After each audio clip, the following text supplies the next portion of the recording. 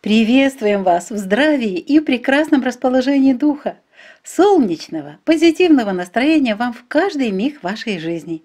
И особенно важно созидательное, радостное настроение в трудах с семенами. Именно о семенах и пойдет речь в сегодняшнем видео на канале Раиса Горяченко «Дача, сад, огород, цветы».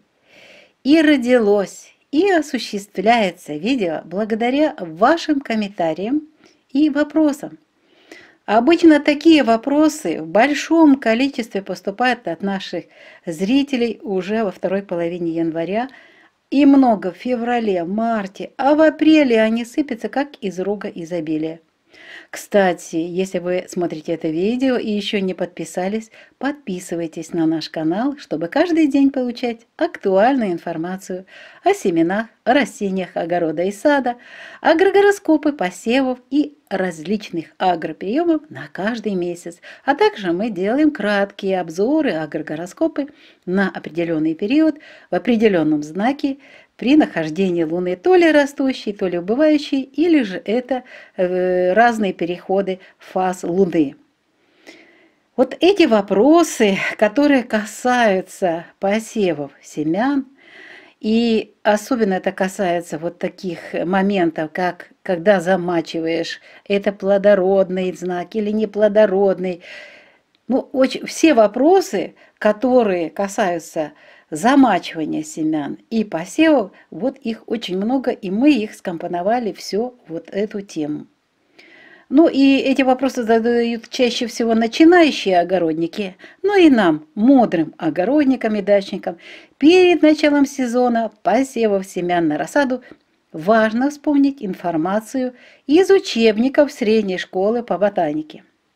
Давайте вспомним, что здесь мы найдем о семенах. Итак, семя – это многоклеточная структура сложного строения, которая развивается из семяпочки, семязачатка после оплодотворения и содержит зачаток нового растения, зародыш и запас питательных веществ. Вот оно семя. Состоит оно из зародыша, эндосперма и семенной кожуры. Присмотритесь внимательно. В самом семени уже есть все будущее растение с корнем, со стебельком и листьями, цветами, плодами. Разве это не настоящее чудо? Да, это божественное чудо, созданное Творцом так изящно и так красиво. Вот он зародыш, зачаток нового растения. Он состоит из зародышевого корешка, зародышевого стебелька и семядолей, будущих зародышевых листьев. Из зародышевого корешка в процессе ряда физиологических сложных процессов сформируется главный корень растения. Зародыш находится в питательной ткани, и эта ткань называется эндосперм. Эндосперм образован запасающей паренхимой, в которой накоплены большое количество крахмала, белка или растительных жиров. Но это все зависит от вида. В семени содержатся ферменты, которые активируются при прорастании и осуществляют превращение запасных питательных веществ эндосперма в легко усваиваемую зародышем форму. Чтобы зародыш и эндосперм не погибли от высоких температур или от повреждения, Творцом, Создателем продумана особая такая защита жизни, новой жизни из этого семени. Это семенная оболочка, кожура. Это жесткая покровная ткань семени, она защищает вот этого малыша-зародыша и, естественно, его разнообразное меню питания от повреждений и высыхания. Вот эта оболочка образуется из покровов семязачатка во время созревания самого плода. Именно внутри плода на семеножке и формируется семя. Мы всегда, когда собираем семена, помните, где они находятся? На поверхности семени выпавшего из созревшего плода на семенной кожуре остается рубчик такой маленький. Это след от семеножки. Рядом с рубчиком или на нем, в том месте, где при оплодотворении в семя зачаток входила пыльцевая трубка, есть крошечное отверстие, пыльцевход, который образуется из микропили семя зачатка. Через него при прорастании поступает вода. Вот этот момент, видите, мы вспомнили ботанику, и вот этот момент через вот это место, через это крошечное отверстие, которое образовалось из микропили, семя зачатка, вот через него поступает вода, когда мы замачиваем. Ну, пойдем дальше. Вот мы подошли к ответу на вопрос о проращивании семян. Вспомним, что для прорастания семени нужны на первом месте вода. Далее воздух и определенная температура. Ну, воздух нам для дыхания нужен, а температура, ну, чуть-чуть позже мы сейчас больше остановимся на воде, для того, чтобы понять вот этот процесс, который называется замачивание. Итак, процесс прорастания семян проходит несколько фаз. Причем первые фазы нашим глазам абсолютно не видны. А тем временем, когда мы замочили семена, сложили в ткань, на тарелочку или в другую какую-то посуду, семечко там начинает при замачивании набухать. Прямо с первых секунд идет этот процесс.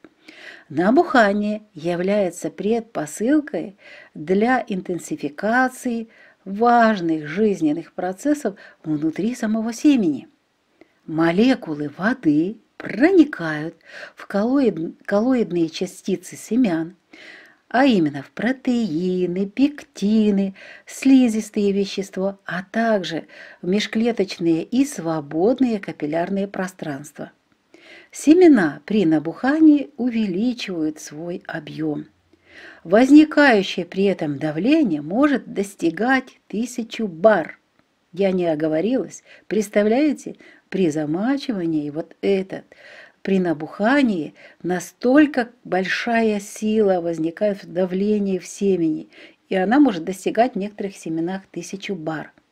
При высоких, так называемых оптимальных температурах, а мы их всегда называем, этот процесс протекает быстрее, чем при низких оптимальных температурах. А тем временем при замачивании семян творятся внутри настоящие чудеса, сказка настоящая. Так как зародыш не способен к ассимиляции СО2, он нуждается в питании запасными веществами семени. Ему нужны углеводы, жиры, белки, но в доступной растворимой форме. И чтобы эти органические вещества стали доступны зародышам, вот этим малышам, нужно их превратить в нежное детское питание. Превращение органических веществ происходит с помощью энзимов, которые, в свою очередь, активируются фитогормонами при поступлении воды. Опять нужна вода, и опять она играет важную роль. И это все продолжается процесс замачивания. Рост зародышевого растения начинается после поглощения питательных веществ. Сначала формируется зародышевый корешок. Он прорывает семенную оболочку и начинает снабжать зародыш водой и питательными веществами. Таким образом, с момента замачивания начинается набухание и начинается новый жизненный цикл семени. Вот этот момент и есть тот благоприятный период, или часы, или дни, или минуты даже, для посева семян в определенном плодородном знаке при определенном положении Луны и в определенной фазе. Именно это время и рассчитываем мы при составлении посевных агрогороскопов. Всегда указываем начало периода определенные знаки и его завершение. Самый лучший способ замачивания и укладки его в субстрат или почва-грунт Это замачивание в начале плодородного знака и укладка в почва-грунт за пару часов до времени отдыха Луны, до времени Луны без курса, перед переходом в другой знак. Ну, у некоторых огородников в 2021 году были ситуации, что они были заняты. Кто-то работал, кто-то на смене был, какие-то другие дела были. А когда они открывали уже семена, которые установили в влажную ткань для проращивания, они уже видели, когда вот эти зародышевые корешочки появились. Ну, а в это время было время, допустим, воздушного, самого непродуктивного знака Водолей или какого-то другого знака. Кстати, я проводила несколько лет назад такое испытание с семенами сортовых томатов. В результате получила растение, высадила в грунт. Да, оно росло, да, они взошли, эти семена. И нельзя сказать, что они погибли. Нет. И даже была первая кисть с цветами. И завязался один плод. И все. И то какой-то недоразвитый. Надо ли вот так покупать дорогостоящие семена или собирать, готовить их, затем их замачивать, где-то быть занятым и затем вот таким образом в неблагоприятное время уже укладывать эти семечки для того, чтобы они росли дальше. Вы мне пишете, а как же быть, если вот замочили в хорошее время, а потом вот в нехорошее время, разве это считается? Конечно, считается. Считается именно этот период укладки в почву тоже очень важный, потому что этот период должен как бы дальше улучшать этот процесс, давать возможность растению развиваться. Вы, если замочили в знаке Телец, а затем его укладываете для проращивания в том же Водолее. Что получается? Водолей – это время дыхания. Вы замачиваете снова семена, замачиваете землю, поливаете, накрываете землей мокрой снова же и еще сверху поливаете. И что у нас происходит? Вместо того, чтобы в это время семена, то есть его все частички заняты были дыханием, мы им создаем вот эти неблагоприятные стрессовые условия. Они начинают от этих стрессов и болеть, и тяжело развитие идет. Естественно, в конечном итоге мы-то сеем для чего? Все семена для того, чтобы получить хороший урожай, или цветы для того, чтобы получить здоровые, красивые, цветущие растения. Поэтому вот эти все процессы нужно очень тщательно продумывать.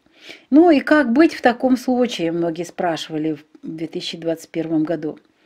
Если решили проращивать семена, то предварительно изучите, тщательно причем, агрогороскоп посевом на месяц посева. Вот весь агрогороскоп, у вас есть такая возможность, скопировали и рассмотрели, что у вас когда получается. Например, замочили семена сладкого перца во время продуктивного Тельца на растущей Луне. Это вот просто я от потолка взяла вот такую информацию, просто хочу на примере вам объяснить, как я высчитываю, если я иногда замачиваю. Итак, замочили в Тельце на растущей Луне. Обычно старые семена перца прорастают через 14 дней.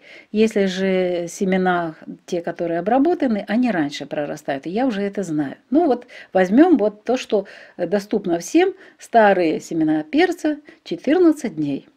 В каждом знаке после Тельца Луна будет находиться от 2 до 2,5 суток. Но это такой закон, это такой лунный цикл месяца. А это примерно... разделите на 2 дня где-то 6-7 знаков зодиака.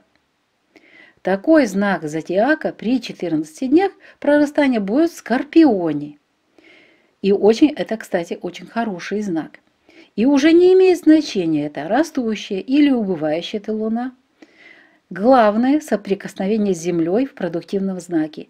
Единственное, что если это новолуние или полнолуние, или переход Луны из первой во вторую фазу, или со второй в третью, это все у нас в календаре предусмотрено, об этом мы очень хорошо все детально рассказываем. Вот эти периоды, заранее знаете, к ним нужно подготовиться. Чтобы вам было проще ориентироваться, мы уже с января начнем готовить агрогороскопы и посевные, и для проращиваемых семян, чтобы вы могли выбрать, если вам сложно вот это высчитывать и заранее готовиться. Тема не может быть завершенной, если мы не обратим пристальное внимание на количество и качество воды для проращивания семян. По отношению к своей собственной массе семена поглощают при прорастании большое количество воды. Однако доступ воды в семена должен удерживаться в определенных пределах, так как при слишком большом ее количестве подавляется поступление кислорода и семя не прорастает. Они просто-напросто загнивают прямо в зародыше. Поэтому не лейте воду и полностью не закрывайте семена водой. Ткань должна быть увлажнена, если необходимость есть, увлажните ее, подсыхает, увлажняйте. Но ни в коем случае не заливайте водой. Это для новичков. А вот кислород для чего нужен? Он необходим для энергетического снабжения прорастания в форме АТФ. Это аденозин-3-фосфорная кислота. Очень сложное слово. Так вот, без кислорода, без дыхания растение, то есть семя, не может прорастать. И это очень важно. Поэтому, если замочили семена в ткани или в другом материале, или же вот, допустим, посеяли какие-то очень мелкосемянные семена, они находятся на поверхности то ли торфяной таблеточки, то ли субстрате, и их поместили в определенную посуду, емкость, то ежедневно нужно открывать посевы. То ли это крышечка, то ли стекло, то ли пленка, где-то на 30-60 секунд для поступления свежего воздуха к семенам. Это обязательное условие, иначе они загниют. Итак, мы назвали два фактора для успешного прорастания семян. Эти факторы у нас вода первый, и затем у нас поступление воздуха обязательно. И есть еще третий важный фактор для выращивания рассады. Этот фактор называется температура. Для каждой культуры требуется своя оптимальная температура для получения всходов. И об этом мы говорили и говорим при рассмотрении агрогороскопов по культурам. В данном случае у нас были вот недавно агрогороскопы на 2022 год. У каждой культуры свои оптимальные температуры для посевов, есть максимальная, есть минимальная температура для прорастания. И при этом количество времени для прорастания всегда разное. Ну и несколько предложений о свете. Тоже был такой вопрос. Нужен ли свет, то есть оставляют ли открытыми семена для проращивания? Свет через фитохромную систему оказывает, естественно, существенное влияние на прорастание семян разных видов растений. Для овощных растений всхожесть не зависит от светового режима, поэтому тем более мы их накрываем то ли субстрат, то ли почва-грунт. Здесь не столько важно первые дни, когда прорастает доступ света. А вот если вы сеете семена такие, как эустома, то, естественно, должны быть или стекло, или же пленочка. И здесь и прорастание, и посев в таблетках делается очень сложный процесс, долгий процесс. И надо обязательно, чтобы поступал свет. Это тоже очень важно. Чтобы завершить это видео, приведу еще одну выдержку из сообщения. Вот она. Мы замочили семена заранее и посеяли по вашему агрогороскопу в почва-грунт в плодородном знаке. А они и не взошли, и, естественно, не растут. Это все, эти агрогороскопы, чепуха. Ну что ж, я думаю, что те, кто занимается серьезно посевами, они из вышесказанного. Ну и сейчас вот это сообщение понимает, что нужно сделать такой вывод. Замачиваем семена только в продуктивное, благоприятное время и проводим посев уже проросших семян тоже в продуктивные дни, независимо от того, растущая или убывающая луна, но исключаем обязательно новолуние, полнолуние, а также вот эти переходные сутки из первой во вторую фазу и со второй в третью фазу. Ну а теперь на этом уже завершаем наше видео. Если понравилось видео, делитесь нашими видео с теми, кого вы любите, кому желаете благополучия и добра. Лайкайте, комментируйте, задавайте свои вопросы. Ну а мы, Раиса Греченко и Александр Волик, авторы этого канала, прощаемся с вами до следующего видео. Всего вам самого-самого доброго, благоприятной погоды, удачных вам покупок семян, а также хороших знаний, хорошей подготовки к посевной 2022 года, удачных дружных всходов и хорошего урожая в 2022 году.